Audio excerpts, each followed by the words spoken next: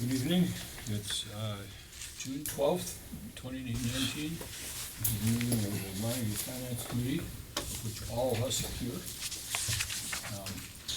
We also have Town Administrator Steve Ellis, Town Accountant Alan Olson, and Town Police Chief Ms. Williams. Williams.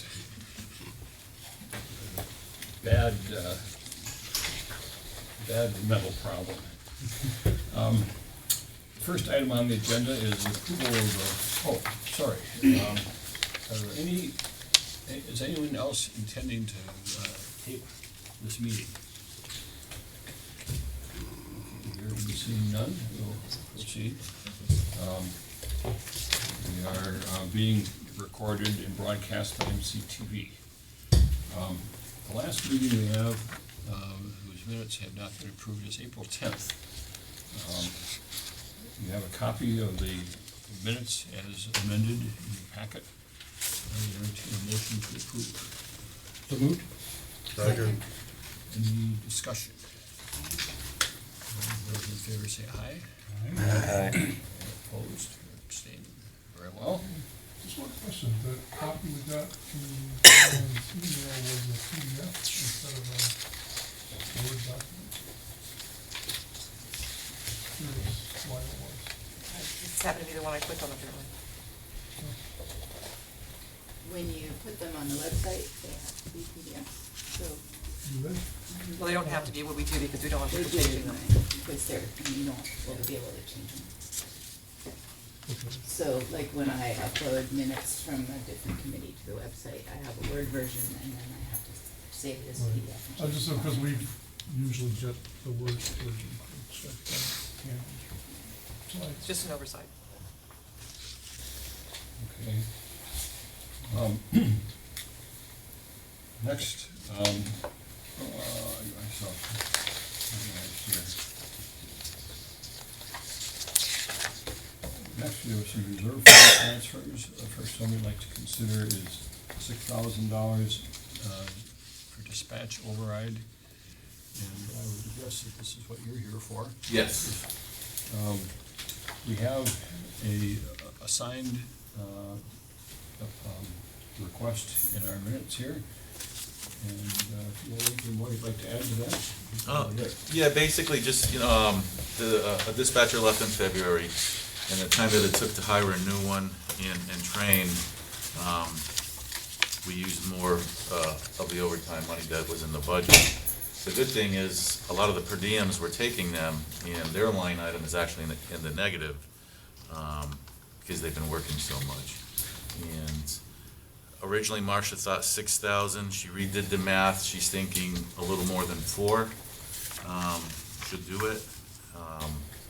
So I think I would just stay with the 6 and get back what we don't use.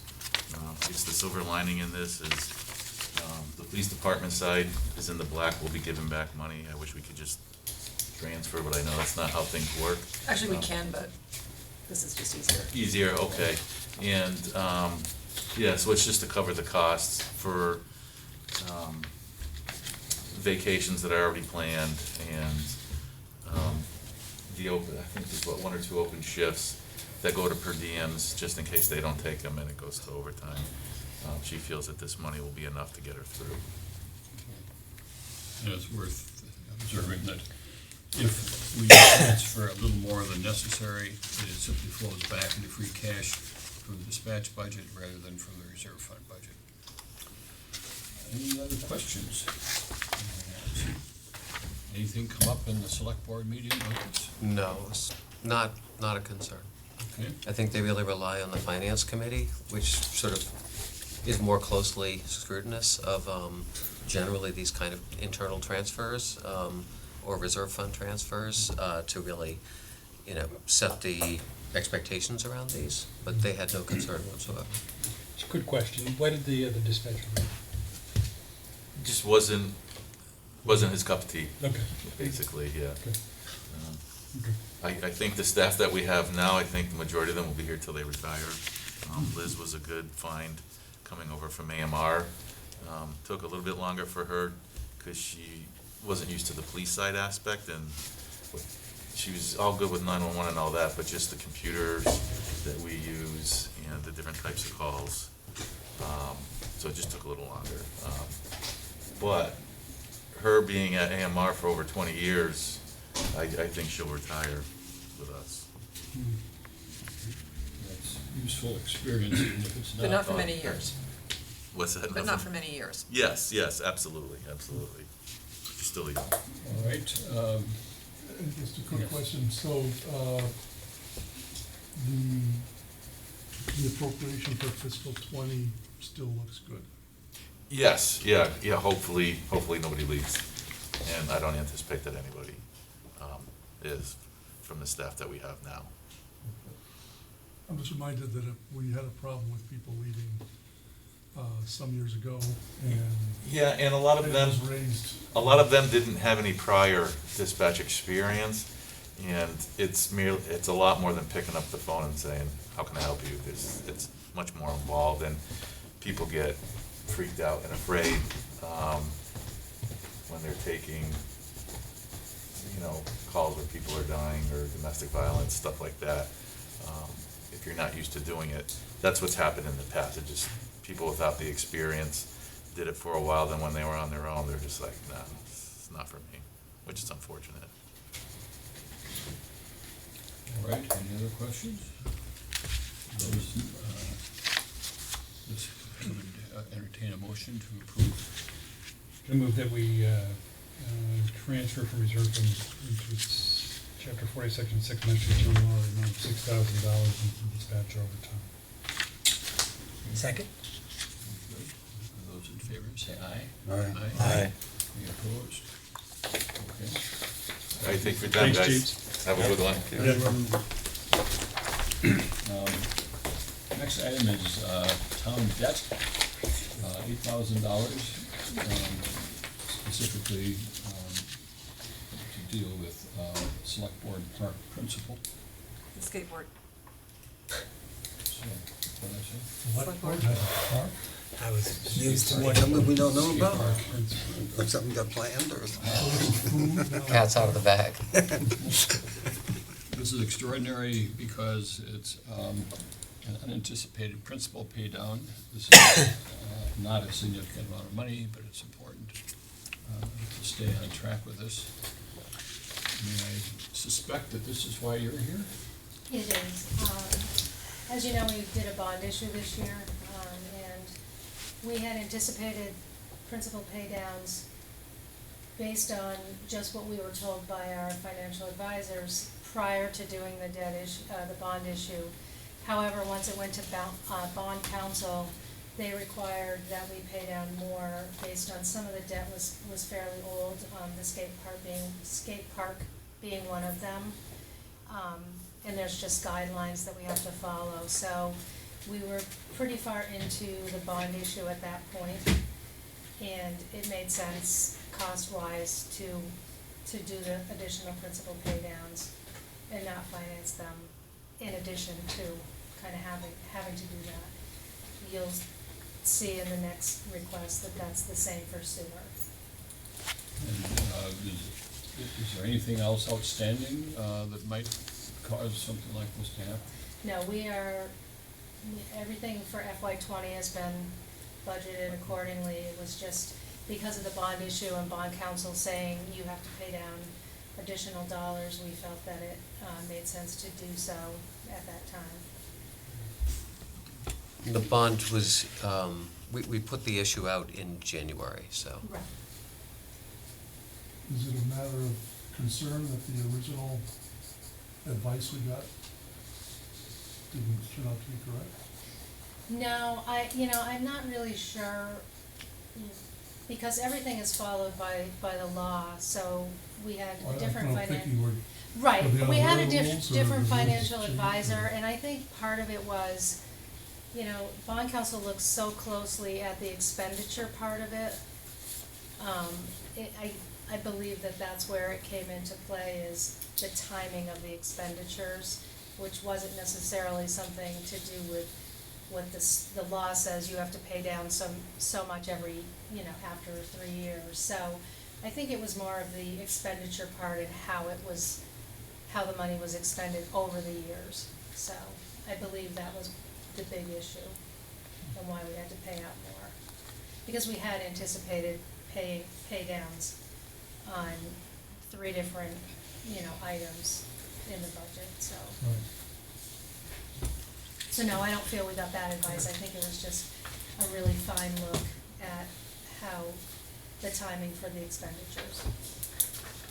Yeah, I would just have to concur that, there were a lot of different conversations and different permutations throughout the planning process of, what debt would be gathered up and reissued and what debt we would actually be looking to bond and how much. And so there were an awful lot of different variables in that equation, and some of those didn't really firm up until December. So it could also have been because of the other factors of what was loaded in to the process later in that process. So.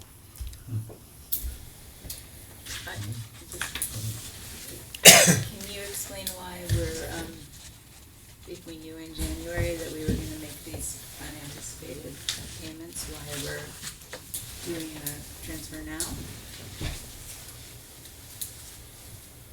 I think some of it is we That's did, just the way we do it. well, part of it is that until we get this close to the end of the year, there may have been other short-term notes and borrowing with other things going on that we didn't necessarily know how much we would have left in that account, which may have been able to cover it, but in fact was not able to.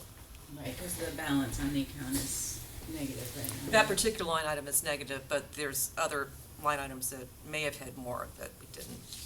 There were a few line items that we had budgeted for that we did not have to pay out on because of the bond issue.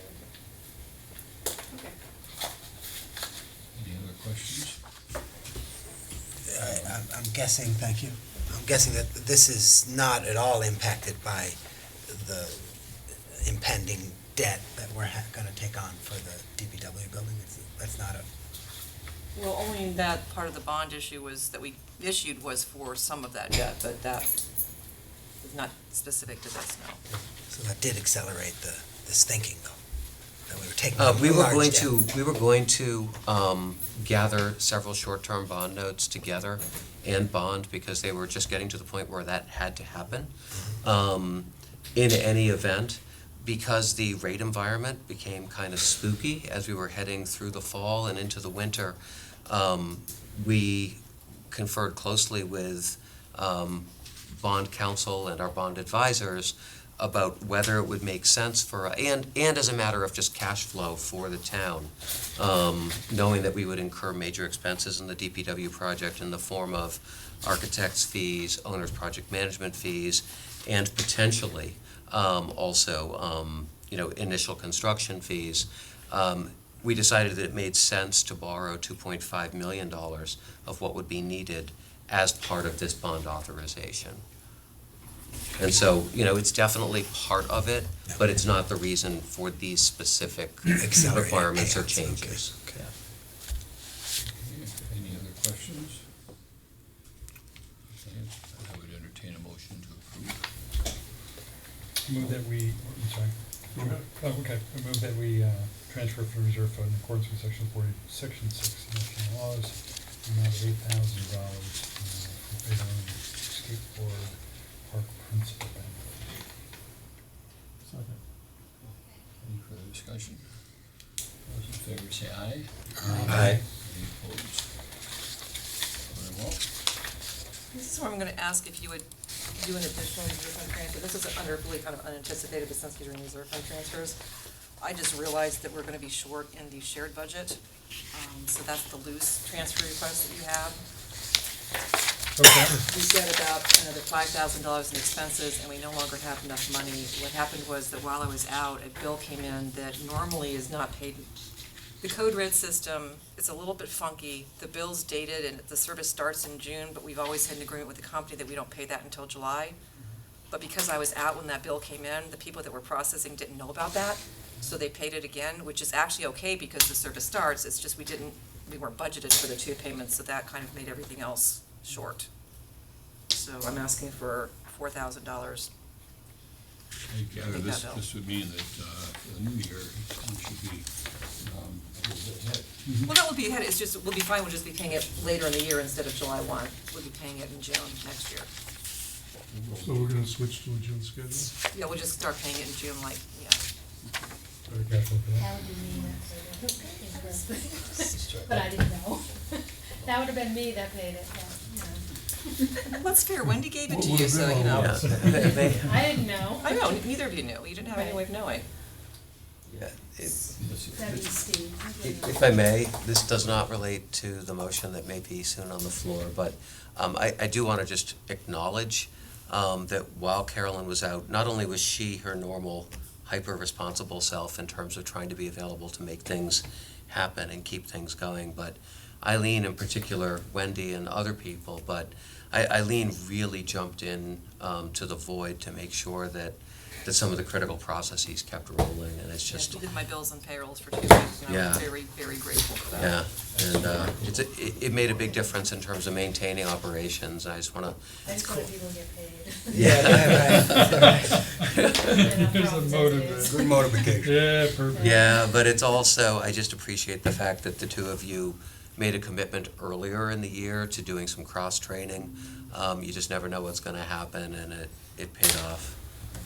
So, That's really good to hear. I think it's good to acknowledge that. And also maybe to note that things do happen, and that cross-training is a good idea. And there's always the possibility that someone gets hit by a truck, and what are you gonna do? This is a way that, Not saying It was close, yeah. I'm close to a bus, so it was, tripping over a coffee table. yeah. I'll make a motion to transfer from the reserve fund in accordance with chapter 4, section 6 national laws, the amount of $4,000 for the title Second, Second? any further discussion? I just wanna make sure that it's okay for us to, I wanna make sure it's okay, cause it's not on the agenda.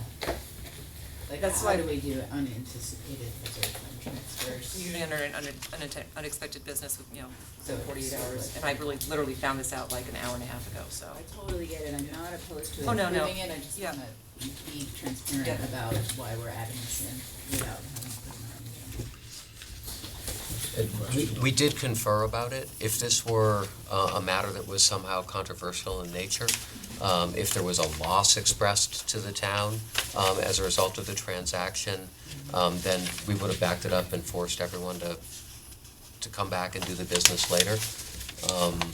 It feels more routine and procedural to us, and that's why we proposed dealing with it tonight as unanticipated.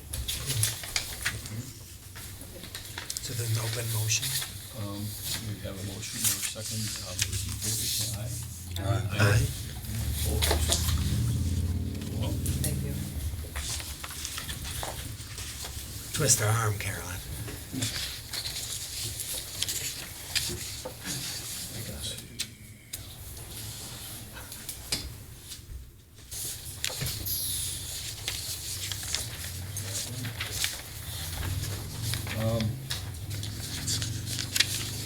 Next is something similar but a little bit different. This is a similar kind of request to sewer. It's an enterprise fund. There are, let me see.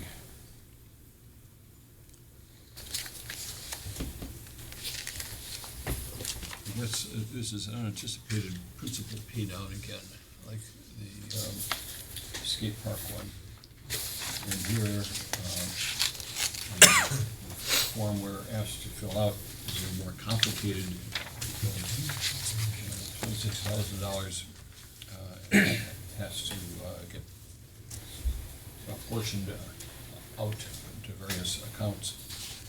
Right, the difference is that this is not coming from the reserve fund, it's coming from another operating budget, which is allowed under this different section. And since they're an enterprise fund and they had money in their operating budget, it didn't make sense to me to have them get money from the town's reserve fund. So that's why this particular transfers being done differently. And I have a draft motion when you get to that point to kind of simply say what it might come into the long run. And this is also, quite frankly, we can do this because we did get that lower price for the solid waste disposal for the sewer plant, so we have got much more money left there than we expected to have. It's a piece of good news. So I would recommend that you transfer 26,000 from the sewer and solid waste disposal budget, with 15,500 going to this Article 17 of 5314 pump station principal, 10,000 going to the sewer number 15, 9, 12, 13 industrial boulevard principal, and 500 going to the sewer short-term interest account. So moved. We have a motion, do we have a second? Just to confirm, is this the same situation as the Seaport Park where we received advice and then found out? Yes. Majority Was of. this all part of the same process? The majority of the bond issue, other than the DPW part, was sewer. So that's why you see such a larger amount on the sewer side as far as principal pay downs. The town had very little itself in the bond issue. So that's why and it was the exact same reason, expenditures and, matching up to It was what was basically the same- rescinded and. Same process, except some of it was down, some of it was sewer. so- Exactly, just the majority of it was sewer.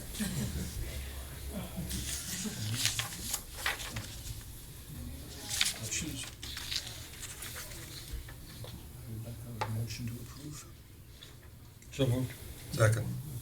It was moved and seconded, wasn't it? Moved but not seconded. Oh, not seconded, okay. Those in favor say aye. Aye. Aye. Anyone opposed? Anyone?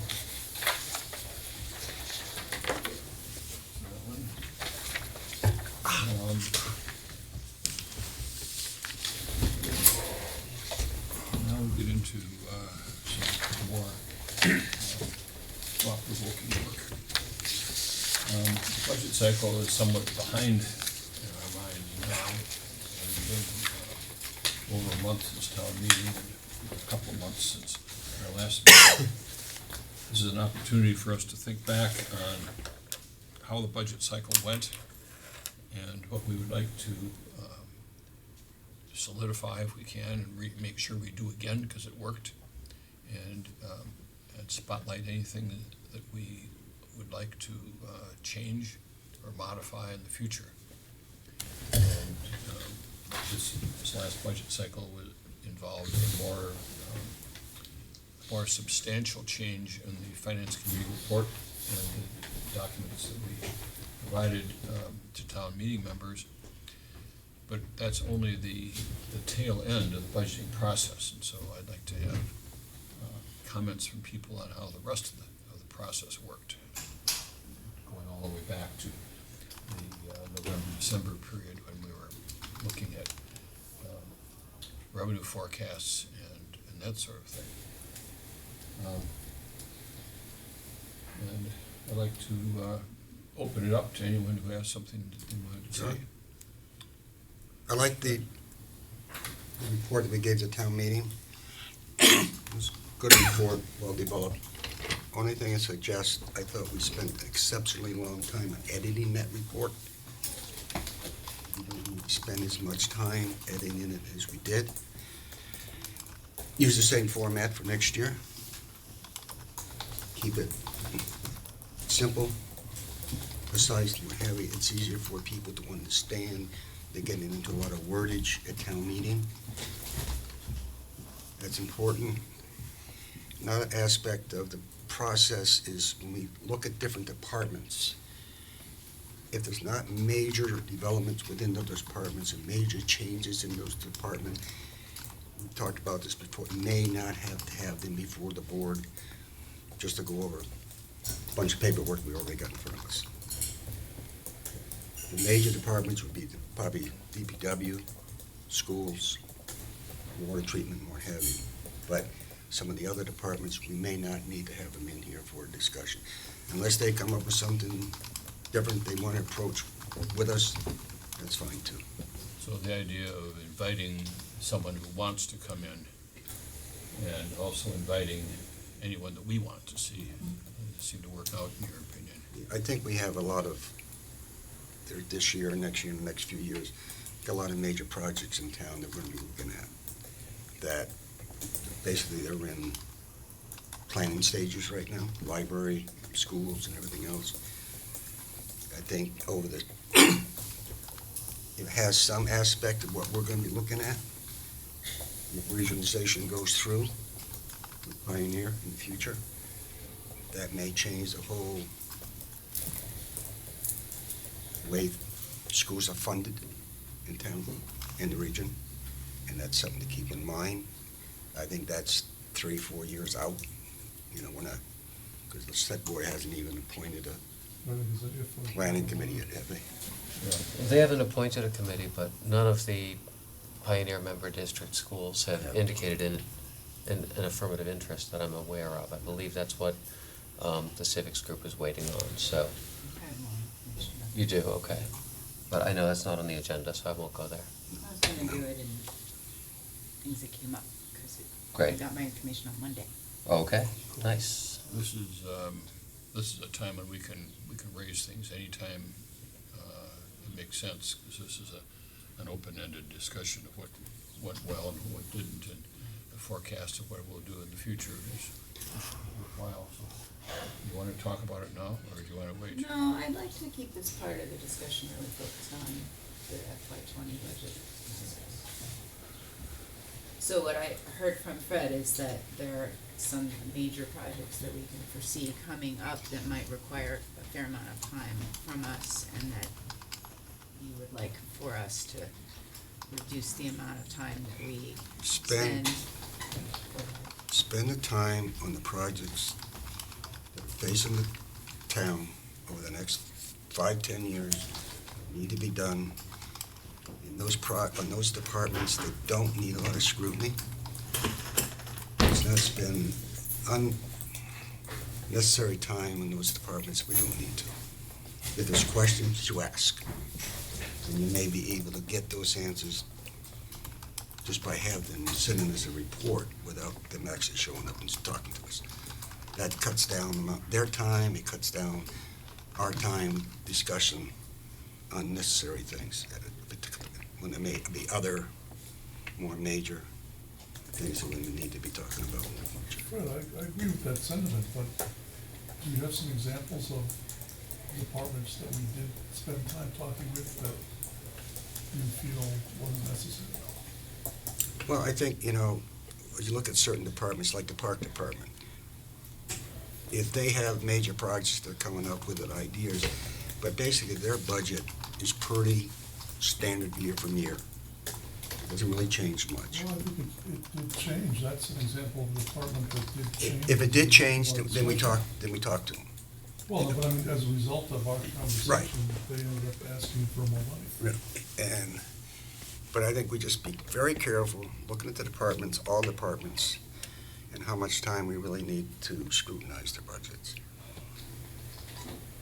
Because I think, I agree with that, but I also kind of feel that I think we start out saying that every year. yeah, we do, And I but think we try. we try, and I I think think we're probably getting better. we're getting better at it than we did before. Because we used to sometimes have our meetings last till 10, 11 o'clock. Right. you know.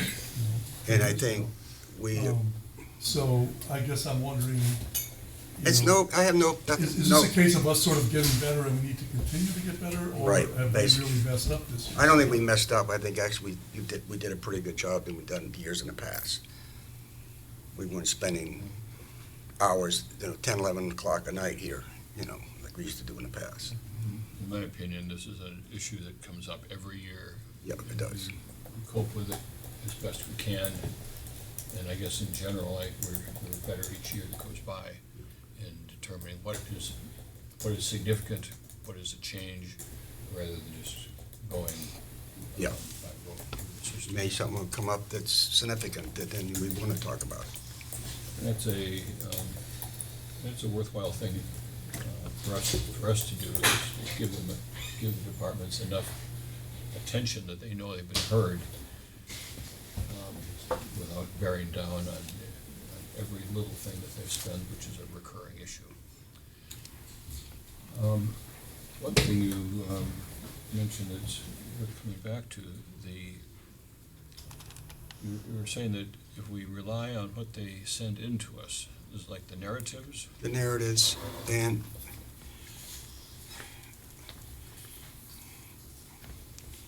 I think with the narratives, it's interesting to see what they did in the past, but that's usually comes from the narratives of the year before.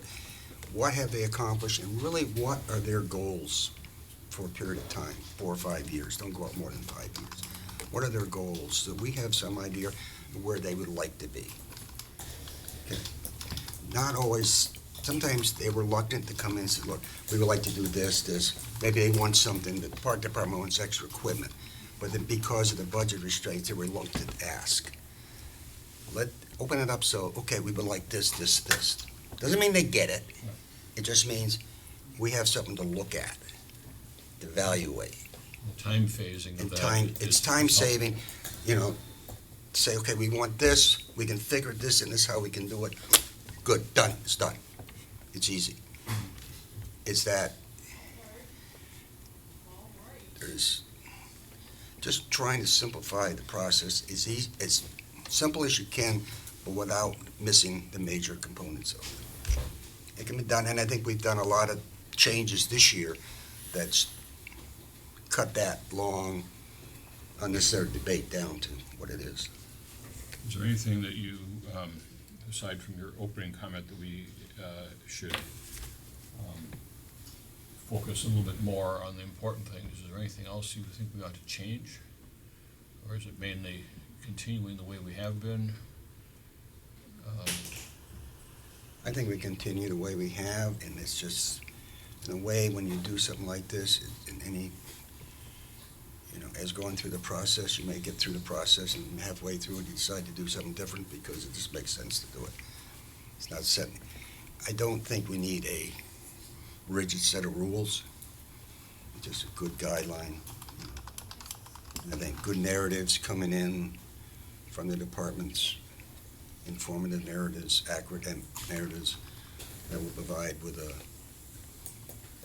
I think it will save a lot of time, on a lot of people's place time.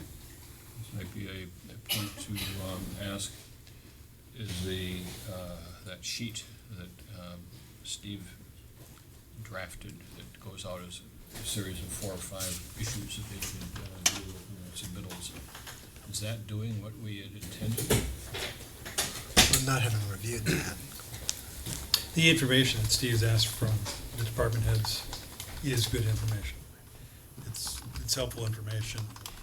Steve's challenge is getting the department heads to fully communicate within those parameters, to be a little bit more open, so you get a little bit more information. So that's an evolving thing.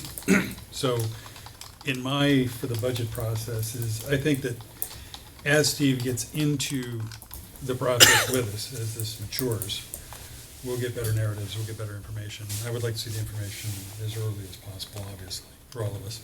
One of the things that always is kind of overwhelming every year is waiting for that dump of information that comes. All of a sudden, my inbox has got 20 attachments, and I'm like, and the meeting is Wednesday, you're like, and it doesn't feel like you can really do it justice. And I don't know how that really changes, where they feed it out. I mean, it's just the way the process works.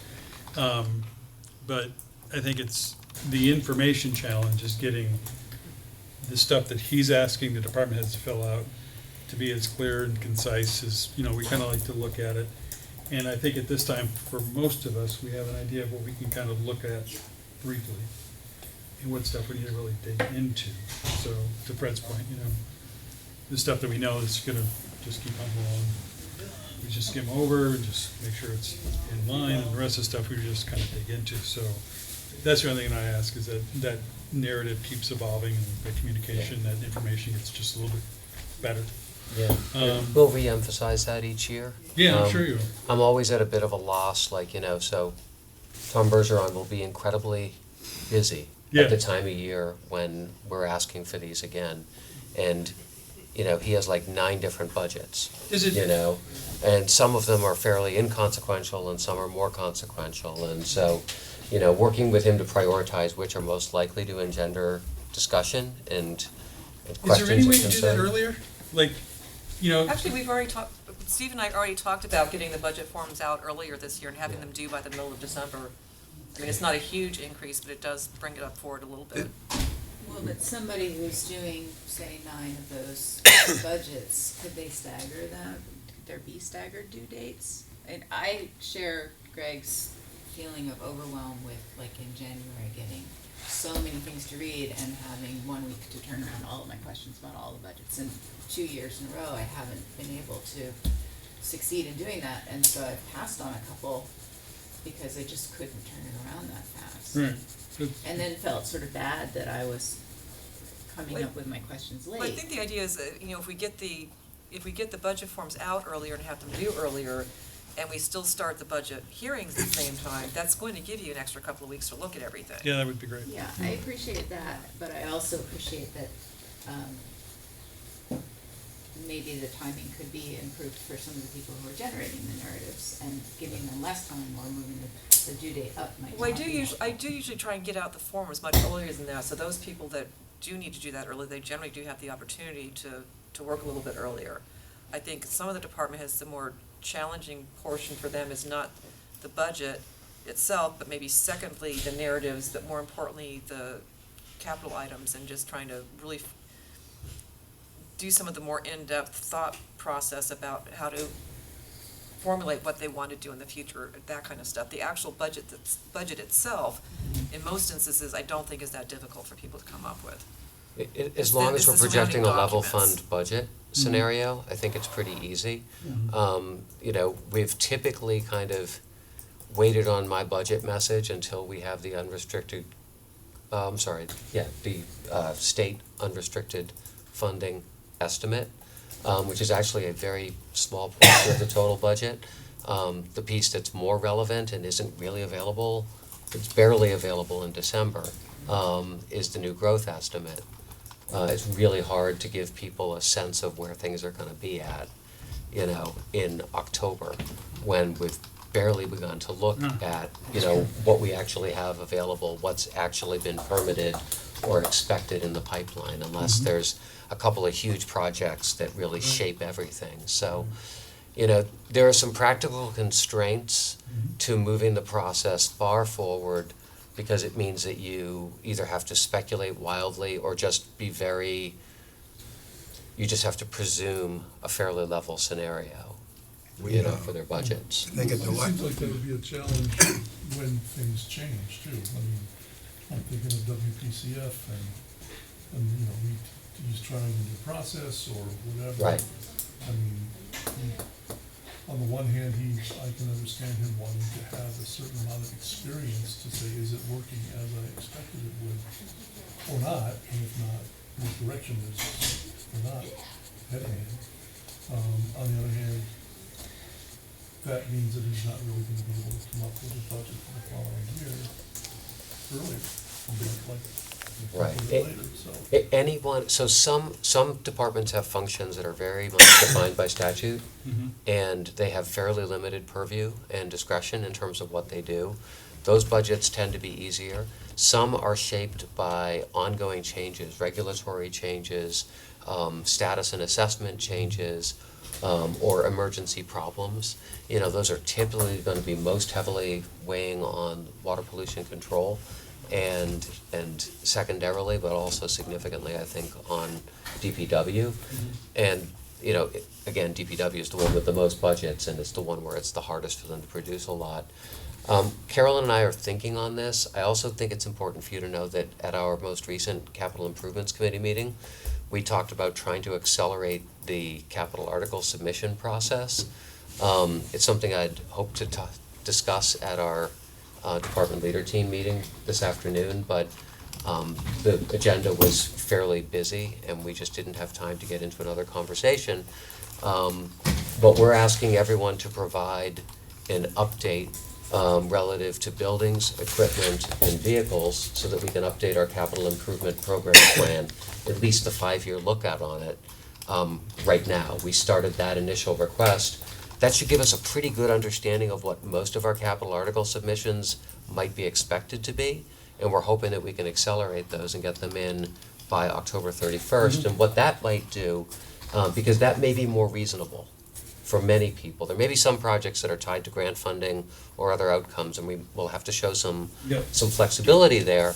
But what that might do is actually force certain activity that also places a significant demand on department heads in terms of getting estimates and figuring projects out into an earlier time period. And so we're hoping that might improve workflow, at least for the CIC and hopefully for department heads as well. Is there any, oh, go ahead. Well, I just following up on what you had said a little earlier, would it make sense to consider, I mean, right now we have one budget deadline where all the budgets are supposed to be turned in. If some budgets are really cut and dry because the departments are defined, the functions are defined by statute, and the budget process is pretty straightforward, could they peek when whose budgets are due early? Whereas the budgets that are more complicated and maybe need a little, or could benefit from having more experience in the current year before trying to project what the coming year is gonna look like, maybe have them have another deadline. And have the committee's process be that we get the first set of budgets and have time to look them over without even thinking about the other ones. Decide if there's anything we want to pursue with them, and maybe, sometimes there is, but kind of get that out of the way relatively early, and then have a smaller subset of information done. And, maybe even have more than just 2 steps, but at least have 2 steps. So, also the Garrison problem, being inundated with everything at once. Well, that's what I'm thinking. Yeah. It's not just Greg's problem. Well, I think it's everybody's problem. I have the same problem. I look at some of the emails I get, and my first thought is, my Lord, there's a lot there.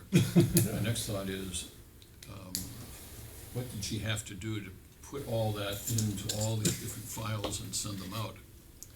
And this will, a phased submittal will get a lot of that stuff taken care of early so that we can focus mentally better. Yeah, I what's left. think it's something that your team can fuss out and Yeah, think about. we can look at it and Yeah, think yeah. about it, you know. We'd Yeah. like to get you an estimated budget based on some assumptions Yeah. earlier for consideration. If- We would if- like to, I mean, remember that when we're talking about staggering, Yeah. we're talking about staggering within like a 2-month period Right, still. right, it's not- You know, because like September 1st is September 1st and you've barely started your budget year. So, you know, things can only move so far forward. Maybe they can move a little back as well, but Carolyn and I certainly, I think, can do some strategizing and talk with department heads who we might envision falling into different categories as you were discussing them. The sort of, you know, there's some simple, straightforward budgets, and then there's some more complex ones, and maybe there's an argument for doing some of each earlier and some of each later, or the easy ones early. Well, I We'll think think about it. at the pace that things come in, one of the things, if I had a wish list, one of the things that, when I got, because this is something that I do with some of the workflow that I have, is when I know there's a lot of information coming in, I love a manager to give me like a single sheet that tells me the greatest things I should be looking at within that. So like if there's a major change in a budget line item, you can just take a look at that one sheet and you'd go, okay, need to take a look at that because that's a big move. And if, there's a bunch of with no moves, and I can just kind of push those to the side, but if there's like a big capital project, or a big ask, or a big change, or whatever, then you can kind of just zero in on those right away, so you can, That's depending on how we something do that it. would be fairly easy for Steve and I to do for you. I mean, that just is like a cheat sheet to know what's moving and what isn't moving, kind of draw your attention to it. Yeah. And one of the things that your sheet called out is what's different, Mm-hmm. which is the important thing. If the only thing that's different from one year to the next is the number of elections and that affects the clerk's budget, that's almost a one-liner. And that's easier to highlight that way. Okay, at this point, the main change we're suggesting is that phased submittal be considered. Is there any concern about the narratives? No, I think that's evolving, I think it's, no, we don't have enough time on it. No, I We think, should continue to evolve. Yeah, right, I just Not don't, perfect, no, not perfect, but I just have, it's relatively new. but I think we are definitely getting better. Yeah, and not short, to the point, precise, without a lot of gobbledygook. This is not a time to retell. not a the thesis, purpose it's of not a existence 40-page all over thesis. again. This is supposed to be brief enough that you can see what's different and highlight it, Mhm. but not get swept up in the other things.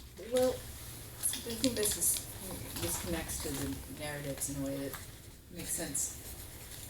One of the things that I observed in this year's budget process was that we struggled in a few different cases with the treasurer, with the Board of Health, and perhaps another situation with what our role was in evaluating requests to add staff. And I know it's on the list of secure topics for the future about human resources and personnel, but I feel like if the narratives are gonna include requests to make changes that are gonna affect people's livelihood and that require kind of knowledge of department's needs and performance and things like that, I would like the departments to have clearer instruction about how to make a case for those kinds of requests, if we're gonna be in the position of having to decide. Or contribute What do to you that. need to bring, what do you need to bring to the finance committee in order for them to, not have a whole bunch more questions? I would like people to be, I'd like the narratives to have a higher level of evidence, especially when it comes to major changes or major asks. And in some cases, some of them are good, but we saw a few this year that were, where I felt like we really struggled to know how to get the information that we needed, or that someone would need, and in some cases, we kind of said, well, maybe this is really something the personnel committee should consider. I think you know where I'm going. Yeah, I think so. And the reality is that, especially when let's just say that like there's a board involved, and part of the impetus for a change is coming from a board as opposed to from an office. The interaction can get, somewhat complicated. All the board members may or may not be on the same page. They may or may not be on the same page with the member of staff who they're directing. I'm not saying that necessarily happened in this case, but if we think about those, there are several elected boards that also interact with their staff person. And so I think we can also get into the quality of evidence sometimes can be more simply stated by an individual than it can be by a group of people. Sure. And they may also have different expectations, and I think this is what you're speaking to. I can see having I would envision that tell us about the big changes in your budget should be where they're making an articulate case for, the rationale for what the change is. Well, and then I think I am also interested in, I'm just speaking for myself, but I'm interested in hearing about what support have you gotten for your idea. So, for example, if somebody says, I wanna make this change in my department, and they say, I've talked about this with the town administrator, I've talked about it with my board, I've talked about it with people who would benefit from this change, and they support this idea, that's better evidence to me. And I don't actually think that evidence needs to be presented in great detail to the finance committee, but I think that process should have happened before the finance committee Yeah. is presented with a proposal to make a major change. Because as long as the person said, you know, I reached this conclusion by involving other people who might have input on it, I'm gonna trust them. I'm not gonna ask them to bring in all those people and like present to us, cause we're we're just looking at the budget request, really. We're not evaluating how their department Right, operates. I think that is, as a practical matter, a debatable point, because I don't think that that's people's sense of what the process is. Right. And that gets back to sort of the boundaries that this committee identifies as appropriate. You know, I think about discussions around, the nurse position was a particularly complicated conversation, but going back the previous year, when I think there was a pretty strong alignment of support for creating a halftime cultural coordinator. But I think that the conversation was pretty expansive and ongoing related to that. But I also felt like that proposal came with a bunch of support. Like it was presented to us as, you know, we've done these numbers, here's. I agree. You know, like it I was agree. it was a stronger Yeah. proposal with more evidence that it was a good move for us. It was more convincing in that way. Yeah, I agree. And in the end, I think that you got to like reasonable conclusions in relation to both because of the evidence that you had. The process is what it is, and I'm not commenting on the process. One of the things, in terms of my lessons learned for this past year, is that, and this relates to everything coming in at the last minute, right as people are preparing for holiday vacations and the like, is that I got some surprises. You know, everyone didn't come in and sit down and talk about their ideas. And again, anyone who answers to a board primarily and has to take direction from a board will feel somewhat empowered to do that, you know? And that's one of the realities that I live with and one of the things I'm feeling my way through. But I'll plan to be more assertive this coming year in terms of asking for much more forward notice of any expected changes of that nature. But understand that the department heads still may get that directive at the very last second. Sure. So I might not get that notice, Well, and that's not in their control as much. I think, I mean, you said that, I mean, I think Jen raises a good point, and you've raised some good points. And at one of your comments was that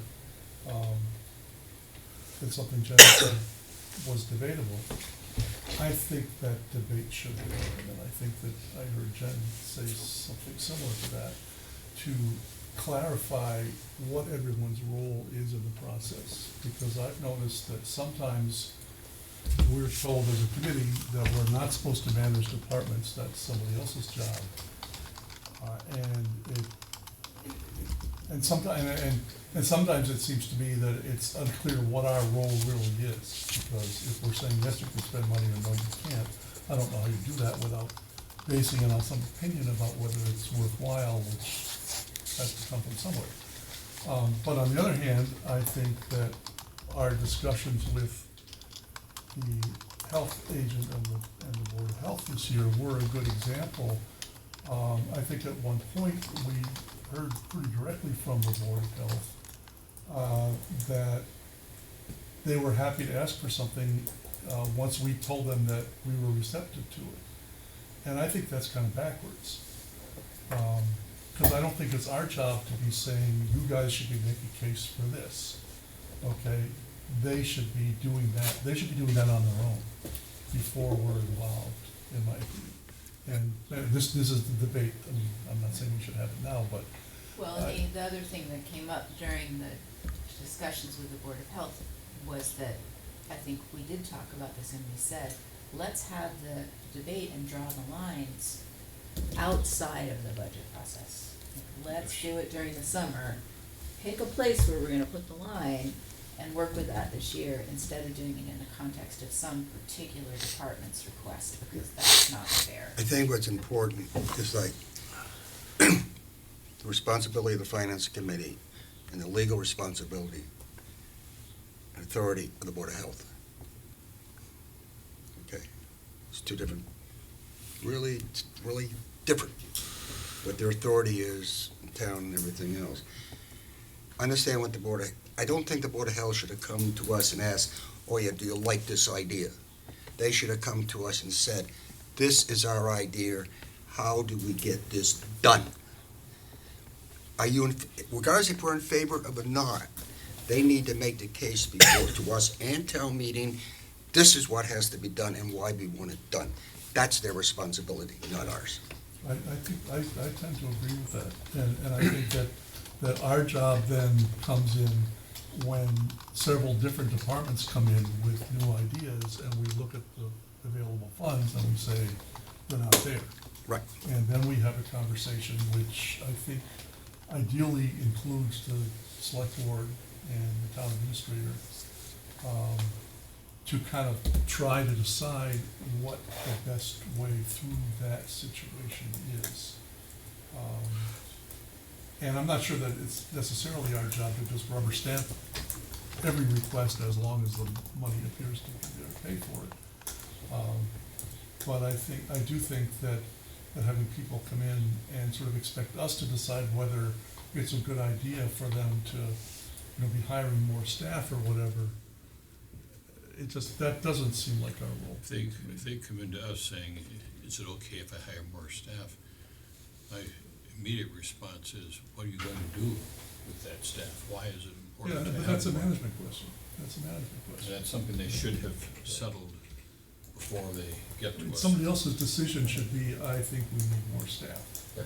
I would say that the complexity, and this is why it's not an easy, it's why it's debatable as opposed to this is the right answer or this is the wrong answer, is that most departments could make a compelling case to have more or different types of staff or expertise available to them, and it would benefit the town. And so ultimately, we are managing within the context of scarce resources, and you are in a position where seeking others' advice, but also using your own judgment and discretion, you're in a position to do some prioritization relative to those tasks. Well, And I'd We like need- that- we- I'd we like need to the be done. input. We need the input from them and something that is reasonably finished and thought out in order for us to make a good decision or to express a good opinion. And I think that, I guess I feel a little uncomfortable with us being the only group or being the first group that's asked to do that prioritization.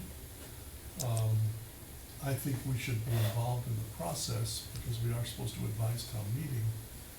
But I have gotten the impression in the past that yes, money's always tight, and people don't ask for things if they don't think there's money there to pay for them. And the squeaky wheel gets the grease. So the one that comes in and says, I need someone, and there's an extra 40 grand or 60 grand or whatever it takes available, and that's the only request we hear, we say, oh, okay, you can do that.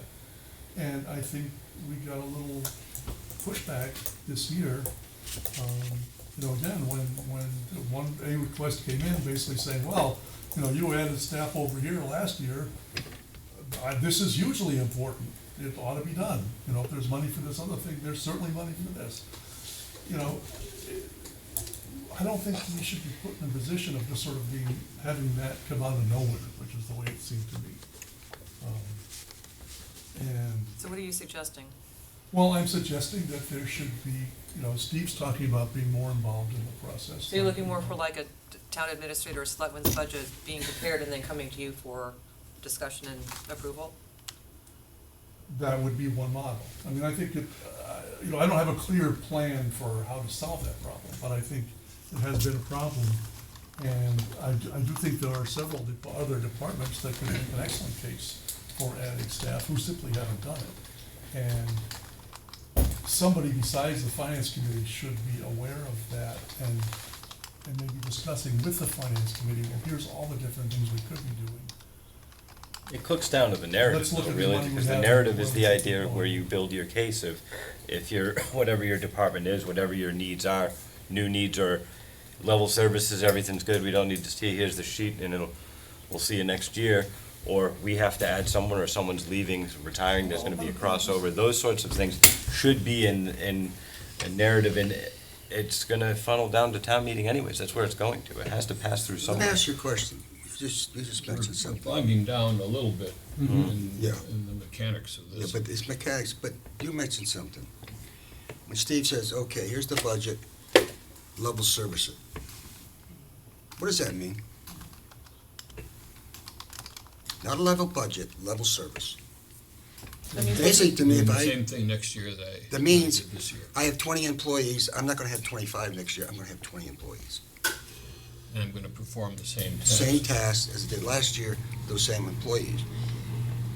Does that stymie our department heads? Well, if I had 2 more employees, I could do this. Well, I think that's why we suggested the changes to the narrative, to give them a better place to ask for that without it being a case of, well, one takes the chance and gets it, and then everyone else says, oh, can I do that? So, and part of this, I think, too, is just we're going through somewhat of a cultural change within the town, with the new leadership, and it's gonna take a couple of years for everyone to get used to the fact that we aren't gonna be automatically shot down as soon as we ask for something. It is okay to ask. That's not something that's gonna change overnight. I mean, I think we're making progress on it, but it's maybe another couple of years before everyone is really, oh, I may not get it, but it's okay to ask for this. I think that's just gonna be a function of time. There's a separation in the budget information we get between this is the level services, and this is an innovation. I think was Yeah. the word you used last year. And when those things are distinct, then it's clear that the innovations are up for discussion. And it may be easier to agree to that in FY '21 than in FY '20 if you know about it ahead of time and you have it in mind. There's something later on in the agenda that deals with that. So anyway, I guess to kind of summarize all this, what we are, I think, asking for is that when a change in level services is proposed, that it come with board or town administrator support, evidence of it having been talked about, so that when it comes to us, we've got something to go on, rather than saying, oh, well, anyway. So can I ask a question though then? Does that mean that you'd rather have the select board not attend your ongoing regular meetings and deal with these things, these matters outside? Because I feel like, to some extent, the select board would expect that their participation in ongoing budget hearings allows them the opportunity for you to provide that feedback. Now, they may or may not have, and again, this gets down to whether the department head had been working on this for 3 or 4 months and communicated very directly and brought things forward, or whether they hadn't. And so, the coherent and planful person is more likely to get what they want out of the process, because they're attending to that developmental kind of process of building consensus. But do you think then that the select board should just have its meetings outside this, because that, outside the finance committee meetings, talk about the major changes, and you just get the feedback on the major changes? I feel like there was an assumption that having you meet together would create efficiency. I don't know whether that is everyone's impression of the process or not, and whether this is some indictment of that. Well, I see it as being different pieces of the total work that has to be done. I think that let's take the highway department, or let's take the police department, okay? I think that if the police chief were to say, I wanna hire 3 new officers because I wanna have a bunch of foot patrols, I wanna have them in downtown Turners, I wanna have them in Miller's Falls, I wanna have them during the day, I wanna have them during the night, I wanna have them on weekends, I need more officers to do that. That's gonna be a great thing for the town, it's gonna really increase, have a lot of positive benefits.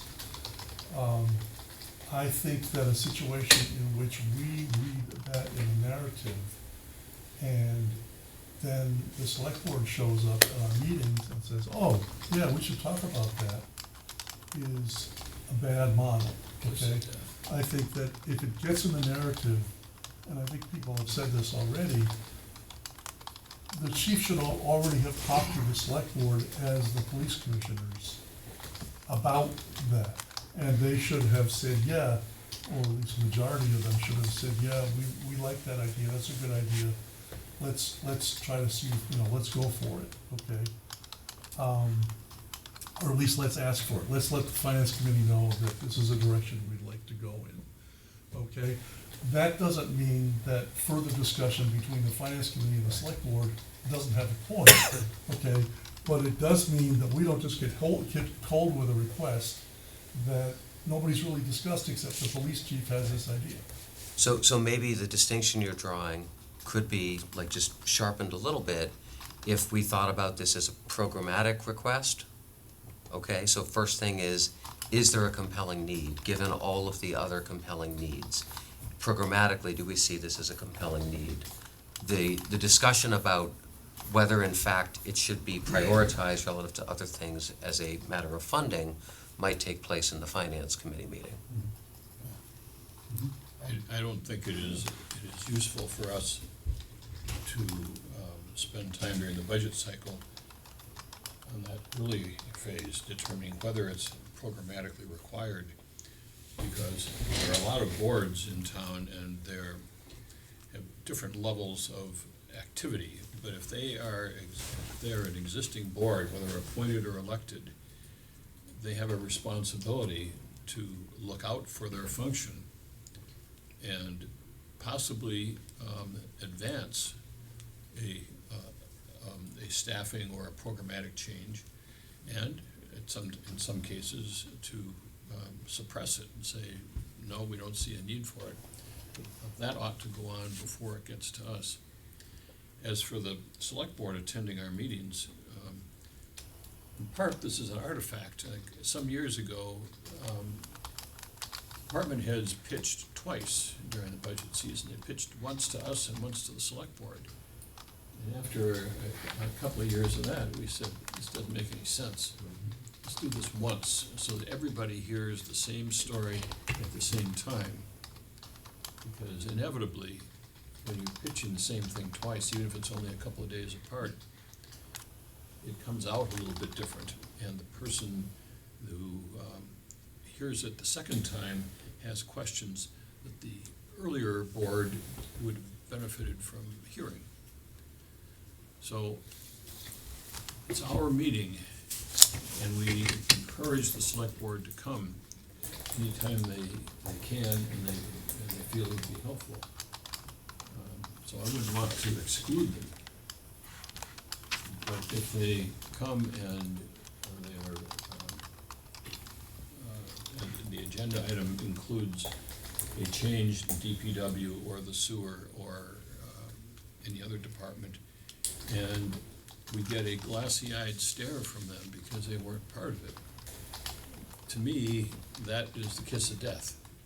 That means this is something that is premature and should be set back or sent back for a while. That's long, impassioned speech. You were, Richard, you were waving your hand at one point. I want to get back to you. Thank you. Really, so what we're talking about is lessons learned from the fiscal year 20 budget cycle. And one of the first ideas that was brought up was how we collaboratively edited the final document. I think that was also painful for me, but I also thought that was part of the process in this first year. And to your point, perhaps that'll get easier and easier. It's an evolving process.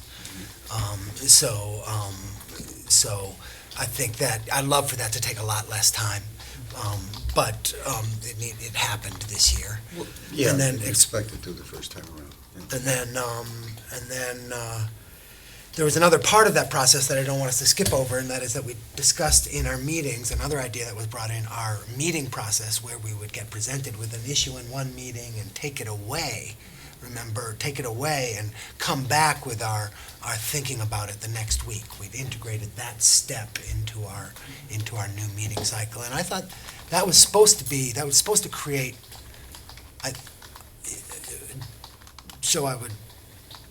I wondered if that type of meeting flow helped the final document creation process, or if it was still a lot of original writing. So that's one question I have about that process. I personally liked that, though it clearly was taking more time. We were talking about things in one meeting and then talking about them again in a second meeting, so that took more time. And then I heard, I also heard Mr. Bowman say about, like, we shouldn't meet with some departments and we should meet with others, and that sounds really, I really support, like, everybody in their group, their concerns, and I also really think that everyone's concerns should be addressed. And I really think that in terms of the physical and emotional and social health of our community, Parks and Rec has a really nuts and bolts job to do there. Yeah, they do. And that thinking about that and how important it is in building these youth cohorts and attending to different people's needs throughout, different generational needs throughout the community, how that builds communities and that supports schools. And that makes the town a great place to, so Parks and Rec, so that's important to me. So I want to, that's why I'm here. It's not so much. So to say we shouldn't be calling in Parks and Recs and then That's an example. I know, Yeah. but you said it, so I'm pushing back on it. So I just wanted to, what we're after is efficient meetings. And I think everyone is great to take out this time, and we all want to have this be really efficient and effective. And Steve just used two words. One was that the coherent and planful person gets the, and what I'm hearing when, Mike just used language that was, oh yeah, if we get the logic and then it comes to us and then we decide, and then we say there is or there isn't enough money. Well, I don't want to be in that situation either, to just be like, oh, we didn't plan for it. Sorry, great idea. You had all these great ideas. You did all this collaborative process building and you got here and sorry, we didn't plan for it. So what I'm hearing us calling for is to wanting to be efficient and effective, and that needs, in the words, I think, coherent and planful. So it's not just this year we need more staff and next year we need another staff person, but it has to be engineered another step further, and that is where are we trying to get. So, and all the committees, your leadership committee, the capital improvements committee, the finance committee, the select board are all headed at that. Right. And how to bring that document, where's that document? This is where we're headed. I think that would help us save time. It's evolving. Yeah, Okay. thank you. So one thing that Fred said early on, which I think could help with that, is to have, to add something to the narrative request that says sort of, what is your 5-year plan? Because we're really dealing with annual budgets that are like, what do you need for next year? And so to give people a space to be able to say, here's where we think we're going, might help with that a bit. But I also am really interested in this question of how can we as a community, not just we as a committee, but we as a community, work more collaboratively to have more of a sense of vision, what we're headed towards, what we want for our town. And I think the finance committee can play a really powerful role in helping the community get there, but I don't think that it's our job as a committee to decide what that vision is. But I think we can promote the idea that we're heading towards a better future rather than just trying to solve move the puzzle pieces of the money around year by year. I think we can aspire to more than that. I like what Jen said, because I hear at a town meeting in other places is that the lack of understanding what boards do, lack of understanding the programs and activities. Yeah, you have the rec department and all that. People understand that. Go down and play ball and whatever. Okay, boom, they know that. There's a lot of programs, a lot of things in town. You talk to people, they have no idea what you're talking about. They don't even, if you ask somebody, you're paying sewer bills, they don't understand that is an enterprise fund and not a tax, not paid by the taxpayer. You're surprised the amount of non-knowledge people have. have about how the town is run. And we are addressing that in part with the changes each year. Yeah, not only the and- budget together. What you need to do is engage the people, Can I engage them. I had some sense of my own, but that kind of goes to something. I find it difficult, I understand, the need to engage people and give information and all that. But one of the things I found particularly frustrating is that I spend so much time trying to get all this information together and put it on the website, and you spent so many hours putting on that finance meeting report together and sending it out in advance of town meeting. And what did I see at town meeting? People say, oh, well, I didn't look on the website for that, it should be in my packet. And then you have someone else who's, oh, I didn't read that far in the report. So it's one thing to say we want to engage people, but until we get the people to actually want to engage with us, there's only so much we can do. I feel like I'm going way overboard, and yet no one's looking at all this information I'm trying to provide to them. was If very- people aren't willing to look at that, what more are we supposed to do? Right, you're right, because it was Sam, I think we've done a considerably better job as the years have gone by, not only in what we have provided for town meeting, but also what is available on the site. And to have someone come in once every 12 months with a matter of concern that they expect to have debated in open meeting is unrealistic and unproductive. I can say that, as I had a little bit of a preview of those concerns from Carolyn, so I had a little bit of time to think about it, but, I felt a little bit differently, because I did go around and ask some newer town meeting members and some other people if they felt like this year's information was more useful for them, and they said yes to me.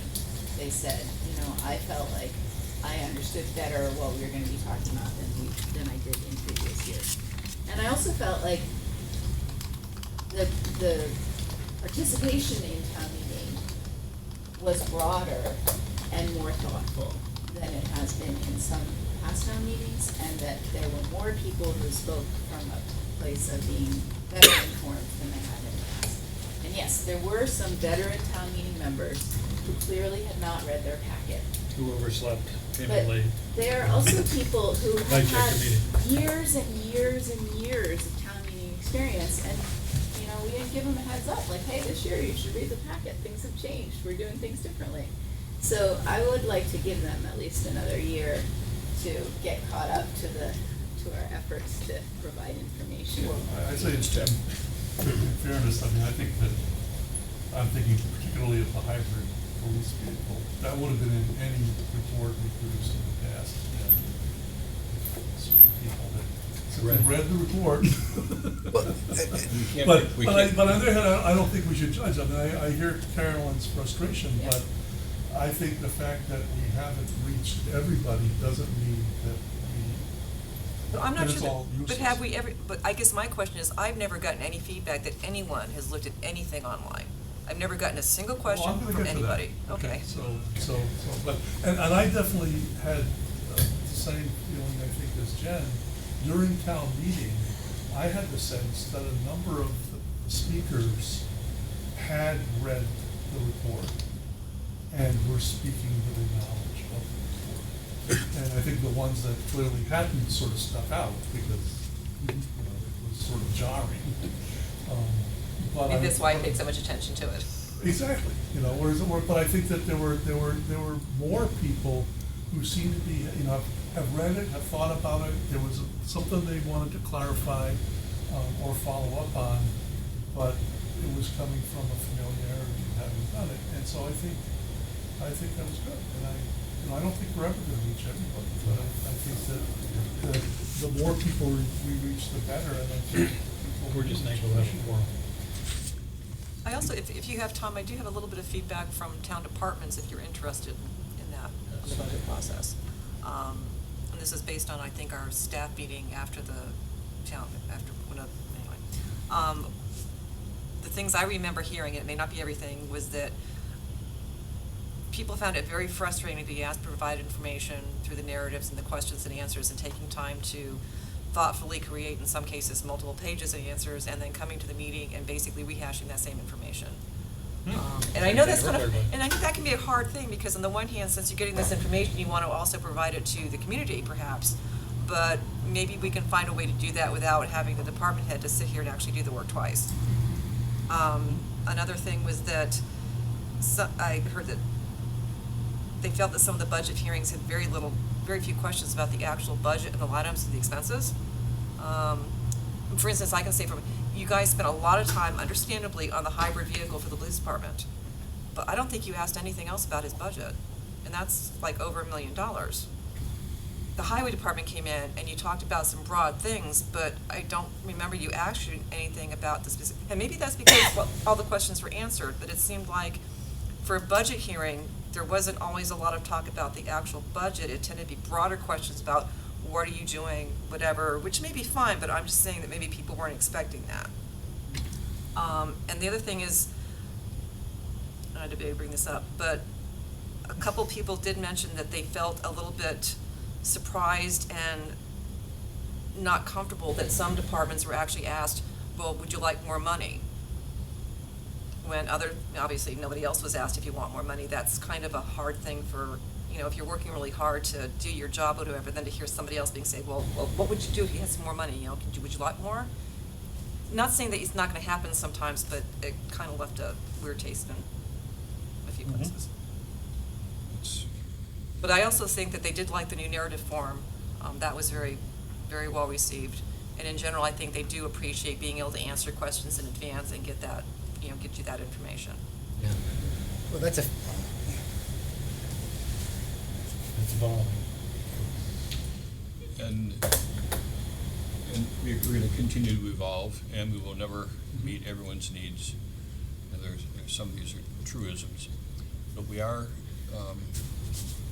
improving and leaving the opening for people who want to help us improve. Yeah, we just give everybody that comes in for a hearing a rate card, rate us on the way out. And I think How was your hearing? the pain and We agony listen to your that we feedback. went through in creating the report is something I think is a one-time deal. If we like the report format the way it is, the next year will be much easier. It takes a lot of effort to create something the first time, and it takes a lot of persistence and tenacity and patience and all.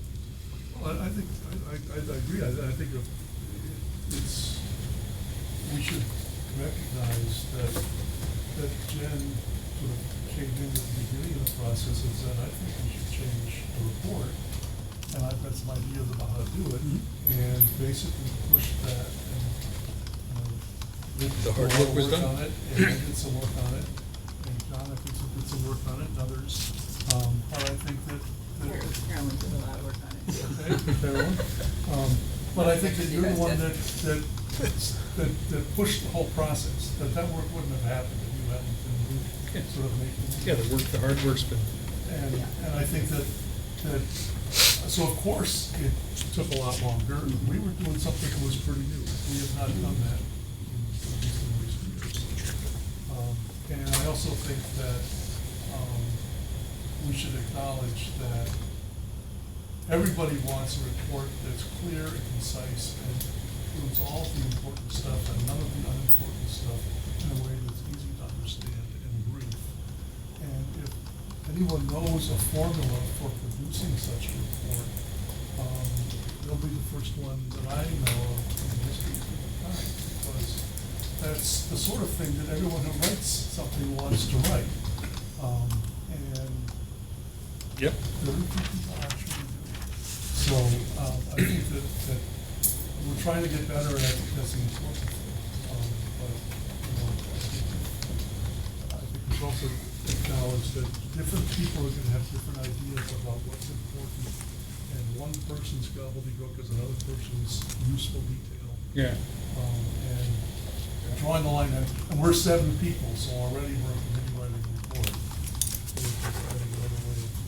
I think we did a pretty good job. Yeah. And I think it'll get even better as time goes on. Thank you. One comment and one question.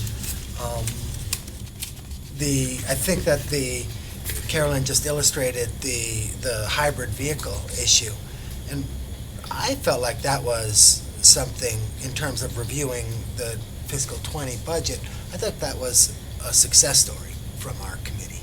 That we saw the budget, we'd been in town meeting for several years, hearing that the Energy Committee is calling for the purchase of hybrid vehicles, and then when that came, then here was an opportunity, we were about to spend money on another non-hybrid vehicle, that we started to run the numbers and look at that. I think that's an example of the Finance Committee, functioning well. So that's one comment. And one question is, in the last annual town meeting, Rich at the end, Mr. Kukulitz at the end, tried to limit discussion on a couple of issues. And I'm wondering, as we are on item 5 of a lengthy budget, of a substantial agenda, I'm wondering what the protocol is. This is a question to the group and to the chair, for limiting discussion and adjourning this meeting early. Okay. Yes. Because the Bruins are out in a half hour. Well, You know what to do? Make a motion. I'm wondering what our protocol is for that. Make a motion. And everyone took the time to be here already, and not everyone's going to the Bruins game, so we're going to watch the Bruins game, so I'm asking. That you always these things occur. Right. And I said, we have it within our power to make that happen.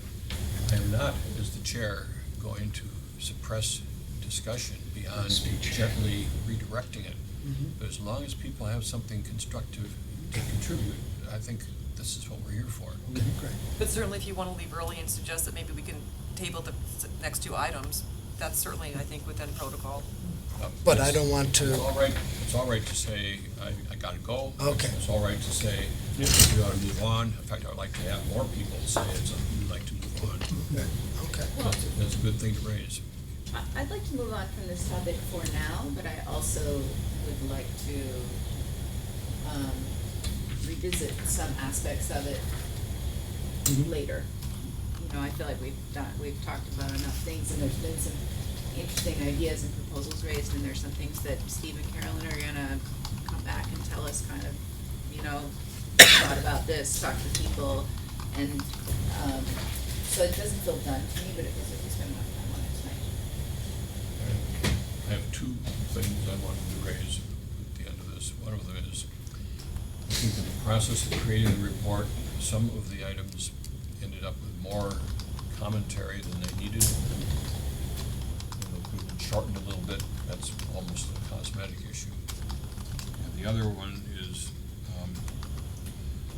the pie charts, which I know are something that you've advocated for, championed, and so forth, still strike me as almost more meticulous separation of whole town obligations versus the narrow town part. So I just wanted to plant that. Next time we go into this, let's consider whether we need 4 pie charts or whether 2 is adequate. It's up for discussion, something worth talking about. It doesn't have to be now. It's part of the internal corrections or improvements, rather. Can I just make Yes. one, because I think maybe this is the time. Carolyn had mentioned earlier about the stuff on the website, which I think fits in this topic. I actually downloaded all of the stuff from the website, because even though I kind of knew what it was, just because I was kind of curious. And my reaction was that it's great to have all that information. Being on the finance committee already, I recognize what it all is. But I don't know how easy it would be for someone else to really understand what it was. And I also think that for fiscal '20, there are 40-something separate files to download, which is sort of tedious anyway. I wonder if it would make sense to, and this is partly a selfish request going forward, A lot of them are simply pages from the budget spreadsheet. Why not just simply put the Excel workbook up there to download as one big thing? I thought I did that with the actual budget, the individual budget files were. The only things I think that, I thought, I'd have to go back and look at I it. think everything was a PDF. Well, everything was a PDF, because I'm not gonna put an Excel spreadsheet on the website. Why not? Because I don't want people changing and then saying that I had something wrong, or, Yeah, and you also have the problem of people being able to, if they're able to access it online, they're able to embed stuff online. It's an active script type, right? So we don't, typically, I mean, in our, You download it, you get an Excel file on your PC. yeah, You don't change it on the website. okay, I see what you're saying. No, Okay. you don't want anybody changing anything on the website, but you bring it down as an Excel file. But how do we keep the integrity of that data file? For what? Somebody wants, I mean, Okay. you know, somebody's gonna come and say, that's not the real budget that you voted because I have this document on my PC that says something different. I'll run it by our IT guy and see what he says too. I think another way to do it that is a good compromise would be to make the Excel document available on request, directly to the requester. And you can also secure those too, you can lock them down pretty So tight.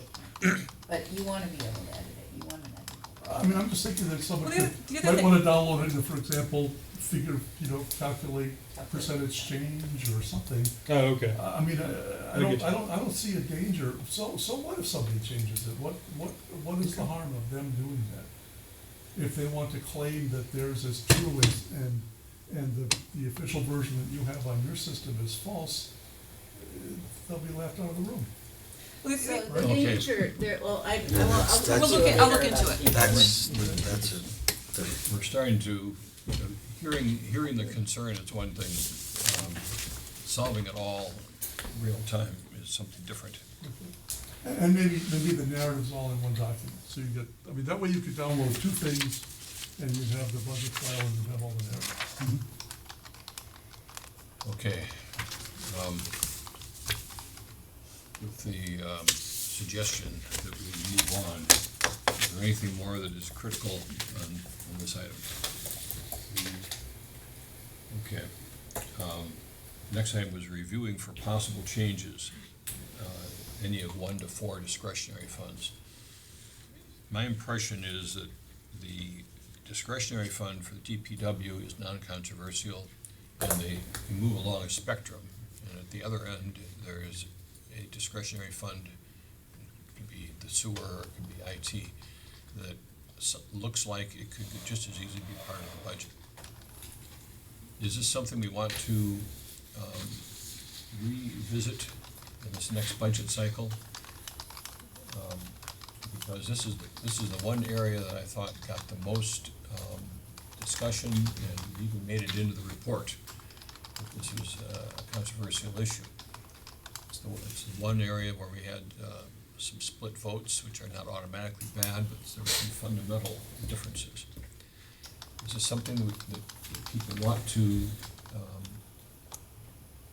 John? consider in fixing and changing the budget cycle, or is it something we're gonna let go? preferably I would like to leave it alone. Just, okay. It's a flexible tool. If you were to change the other two, I would want to know from them how much they would have to add to line items in order to cover unexpected expenditures. Just taking away and adding it to a line item isn't enough. Because under discretionary fund, you have flexibility. If I'm buying equipment and I'm buying something else, a program, that's 2 line items. So how much more do I have to add to that line item to cover unexpected expenditures? So Fred's a no. That's a worthwhile thing. I'm a yes. I'd like to discuss them further. I'm also a yes, I'd like to. You can discuss, but I'm just, that's the questions that she has to come up with to tell us how much we have to add to those line items. You got that? I think so. Chris, you also wanted to discuss it, is that? Yes. I would like to discuss it as well. And my thought coming out of town meeting was that I would like to find a way to talk with the specific departments that currently have discretionary funds that there, heard the debate and the concerns, and I'd like to see, I don't wanna have the debate about their discretionary funds during the budget hearing, the way that we did this year. I would like to make a decision before the budget cycle starts about whether we're going to say this year, we want you to try to budget for the things that you would put in your discretionary fund in your. And then, honestly, I feel like department chairs can still request a discretionary fund because it's a special article and they can still do it. But I think we should decide whether we're gonna support that request. Another question is, proactively. And we certainly can, if you can ask for one, we certainly can say we don't agree. for the people, explain to me the difference between the principle and the idea of the DPW discretionary fund and the other two. The idea for one discretionary fund is the same principle for the other two. Agreed. So what is the difference between having one and not having four, or three, whatever? Right, which is what we'll debate. That's what we you're actually have the debating. conversation. That's Let's what- have that Right. discussion. That's the question. Right. I mean, yes. Okay. I think I got what I Agreed, need on Fred. that then. Agreed. Initial look at the next step, special articles. This is something I put on the agenda because when I see special articles that talk about feasibility studies or pilot projects, one of the concerns I have is once you start a process like this, you have, in a sense, committed yourself to taking action of some sort, and the momentum begins to gather. And I tried to look and see what follow-on articles might occur, and I ended up with such a list that it turned out that I was not being specific enough. I guess I wanted to ask, did anyone else run into this? The fact that there is a feasibility study, a good example is the compost sewer. There's a study on that, and the conclusion comes back, whether it's yes or no, there's some added action, it's sort of implied. The ball has begun to roll down the hill. And the library is another one. Well, water pollution control, any program they start for compost will come out of the enterprise fund, basically. Unless the town decides to somehow, in order to stabilize those rates, that it begins to subsidize the water pollution control facility. Even though they are a separate enterprise fund, they are squarely part of our responsibility to advise on, and they are certainly an extremely large and quite volatile one when we compare them with the police. and I mean, I'll give you an DPW. example. I mean, our bill, the condos, basically double. It's like $6,000 a year for 10 units. That's what it costs this year. And anyway, the composting, the library projects, the school projects, which, Lewis Falls study. Lewis Falls INI. And I wanted to make sure that we were aware of that and that we, in our preparing for the next budget cycle, recognize we're likely to have special articles. And that they may be of some size and they may involve some judgment on our part whether it's a good idea, either programmatically or financially. Yes, sir. Yes, ma'am. So, I think you're talking specifically about, there are a bunch of different feasibility studies out there, studies that were like, we're gonna learn about this, and then what we learn will determine whether or not there's gonna be a significant next step project that will cost money.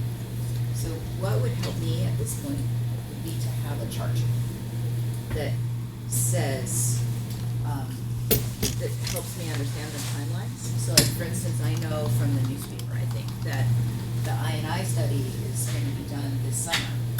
And so there should be some recommendations from that pretty soon, and so there could be speedy action to be taken. It might even need to happen before Yeah. the next budget cycle. That's a case, so there's a difference between an engineering study that's being done to figure out the best solution to a problem and a pilot or feasibility study where you are, sort of taking a view of a new process or approach and trying to weigh the relative merits of proceeding on the basis of cost or quality or some other So outcome. I'm kind of thinking like this chart might say, we're gonna have information to base the next step decision on, but we're predicting by this date, the urgency of it is, rated in some way, and, like some way of being able to sort of understand, like, are they all gonna come back really at the same time? Are these things all coming for It's like a next chart, fiscal year? chart timeline Like type a of thing. Gantt chart, kind of for That's- feasibility studies. That's kind of what's presented through the CIC also, what we kind of, when we do the 5 years. And all those, that's kind of also feeds through. Are all these capital projects? Well, no, like Steve said, there's feasibility and there's engineering, so one requires action, Right. and one requires thought. Yeah, Because I was gonna say that, and for capital stuff, the CIC is the sort of. yeah, like, that's what I'm saying, that's where stuff would Right. go through, and we would already have a look at it before you would get it, but that's kind of the same thing that we're doing. We're Right, still and talking like about for 5 years. the library architecture study, that I perceive as having a longer timeline, Oh, yeah. whereas the three special articles that we approved, those are finite projects that, what I'm expecting to get from them is a sense of like, when is that gonna be done? And is it done, or did we learn something from that that means that now there's more we need to do? But all three of those projects were presented as being finite projects. Yeah, I get what you're saying entirely, right? So we had like things that you would discreetly bid out in order to fix something that's broken or what have you. Or And that was, stabilize the building. that was this year's, those were sort of this year's articles for the libraries. One that's focused on future improvements to a building when there's no immediate ability to act upon those bigger, building changes potentially, can oftentimes be in the realm of like, well, the roof's leaking, and we've got this other thing, and we'd like to know what we might do, but we're probably not gonna be able to pay for what we might do for 5 to 10 years. So you get on different timelines with things, and different priorities emerge, and I think, I'll just say this, every capital article that is funded, or every special article and appropriation that is funded, has an enormous amount of work associated with it. And sometimes I'm the bottleneck for the work, because we don't have a procurement office, or we don't have a construction supervision office, and we don't have a town engineer. And so, taking the roof projects that we got funded this year, it took 2 years of futzing about until we realized we need to pay $10,000 or $15,000 just to have someone come in and study our roofs properly and develop a set of bid specifications. And in the end, even with that, we realized at the last minute, the CIC and I weren't really comfortable proceeding with the project unless we had an architect involved in developing the final bid specs. So, I'd be happy to provide you with some information. It'll be helpful to have some further conversation about what things you want to know about and how much, because everything I do is something else that I don't do in the course of a week. Right. But I can completely understand that, that's of interest. I'll just tell you that we're gonna have to do something in Miller's Falls to remedy a very significant infiltration problem that we have.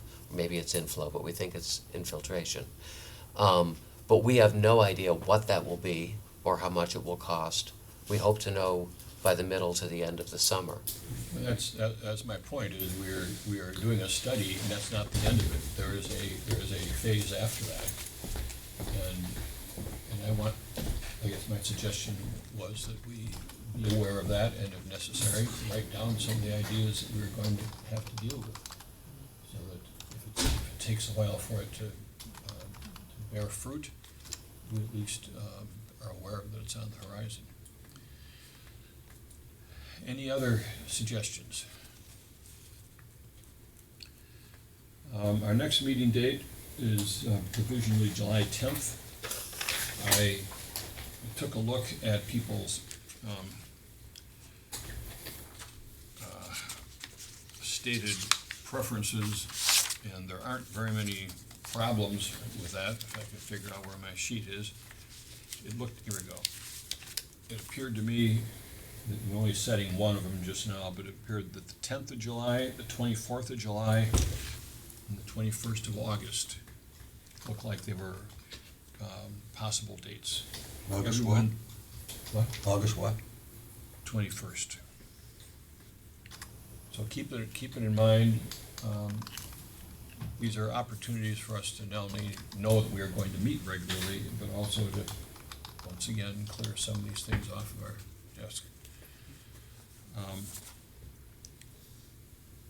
This, I think, concludes things. Anything in the last 48 hours? Yes, ma'am. So I went to the 4-town select board, joint select board finance committee meeting that was held by the 4 towns that are in the Pioneer Regional School District, on Monday night. They have quarterly meetings where the finance committees and the select boards from Northfield, Berniston, Warwick, and Leiden get together.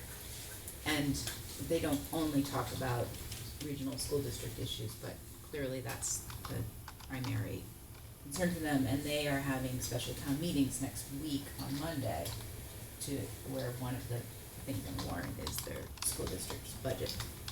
So I thought it was an opportunity to be able to kind of get a look at what some other finance committees and select boards are like and how they do business. I knew there were some topics that were of interest to us. I didn't go to the whole meeting, but what I did gather from the time that I was there is that the select boards of the 4 towns have voted to form planning committees for looking at regionalization with Gilmontague. The school committee has not, and it sounds like they're going to send the question on to their town meetings, because the way that that planning committee can be formed is either by a vote of town meeting or by an agreement between the select board and the school committee both voting. So the school committee's response when our school district inquired about their interest in doing this was, we're really busy trying to get our budget and our superintendent's contract and all this other stuff settled, and so we haven't gotten to it yet. But the sense that I got from the municipal side of things was that they felt that the school committee was not attending to it in a timely manner, and they wanted to move it forward. So one way or another, I think there could be some decisions on the Pioneer side about whether they want to move forward that process soon. And the other thing, I think it was in the newspaper, so it should come as a total surprise, is that it sounds like the 4 towns are planning to vote down the school budget based on frustration about the lack of the fact that the savings from the decision to close the elementary school in Leiden isn't reflected in the budget request. So they were told that it was gonna save the 4 towns like $200,000 on their assessment, and then the budget that they're being asked to approve that $200,000 doesn't show up in a way that would satisfy them. So so they're kind of where we were 10 years ago. They're gonna vote down their school budget, and then they're gonna do They're- a 1/12 budget most likely. And Maybe a district meeting. You know, I think We're likely to end up with It looks like receivership sideline to me. waiting to see what turbulence there is in Pioneer and all that stuff. Right. So that was the recommendations of those committees. Who knows what their town meetings will decide to do? But pretty much unanimously, the select boards and the finance committees of those 4 towns, there was 1 no vote and there was 1 abstention, but there were like 30 people in the room, and they all said like, yeah, let's vote to. Basically what they wanted to do was to vote to amend the budget down so that it reflected the savings that they were told they would have from closing that school, but effectively what that means is that they're building, but, And I think there was one, maybe I'm wrong, but I know in the Gil Montague district, if that happens, the school district has the opportunity to accept the budget that is voted. And the Putnam article didn't skip over that. It didn't mention it as a possibility, sort of went right to the local budget. yeah, so what the person in they had a process where there was no public comment, so there were a bunch of school committee members who were in the audience who were very frustrated because they couldn't speak.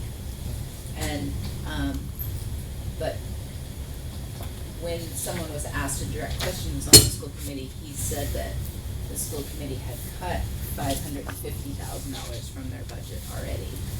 So it was clear that folks in the audience who were mostly there on behalf of the school district didn't feel like it was gonna be tenable to cut an additional 150 or so. So it's tough. And,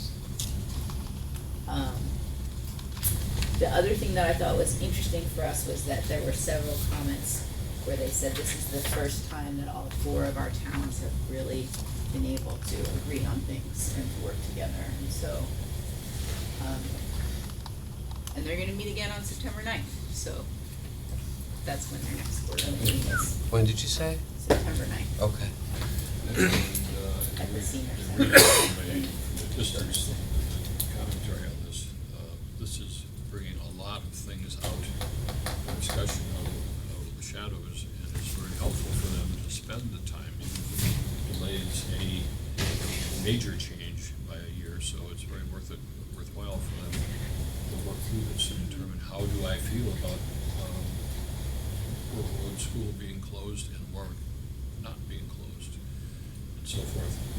May take a while for them. The thing about, these two smaller schools in that district. The problem is, the towns basically, they tried to close Warwick School before this, or get out of the district and move to another district, which basically they become tuition students someplace else. Is that roads in Leiden, if there wasn't school choice, would not exist. It would not exist. It would be closed because there would not be enough students from Leiden to operate. Row's the same way, and they can afford it. Row, they didn't have school choice, there'd be no school in Brook. And what Northfield Pioneer's looking at is a district with 2 very small schools in it that the district can't really afford to produce, but the people in those towns want to keep. Yeah, it's always the way. It's an age-old issue. The age-old issue, and it will take major decisions, very hard decisions, that won't come easy. That's something we cannot participate in. No, we don't. Getting an account. So I don't think we even want to get involved in it. Worthwhile thing, but there isn't anything more that we can do. Well, one thing that may be an opportunity, we'll see, I heard on the radio that Governor Baker was, I think, I don't know if he was out in Western Mass or if he just commented that, the districts have to figure out a way to right size. It was in reference to the programs up here. And he didn't go into any detail about what that might be. That has to be settled out here. Right, well, and of course, the details are. Details. The important part, but I think Not the easy. state is going to, realizes it's a problem.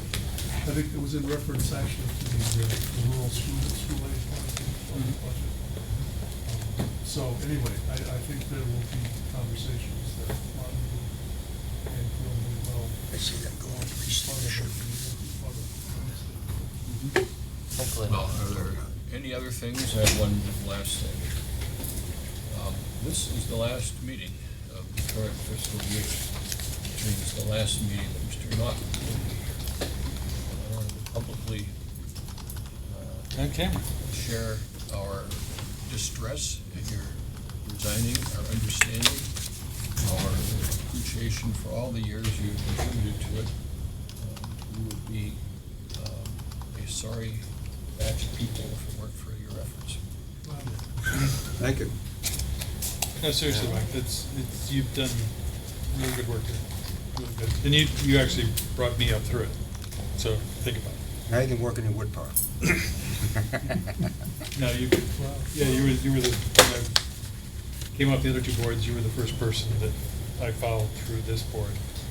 I think I'm like the next oldest on the board. Yeah, so I just kind of followed what you taught me, and Carol, on this budget process. I really appreciate that, really do. And I thought at some point you'd be chairman. I was like, hey, this is your Mike's turn. Yeah. I keep going to, We can prop you up, John. because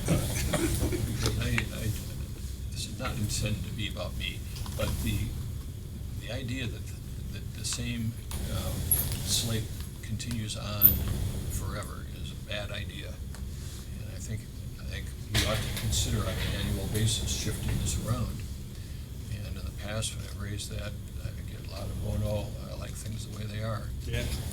It's getting closer, certainly, to a change, and something we need to consider. It's a big change this next budget cycle.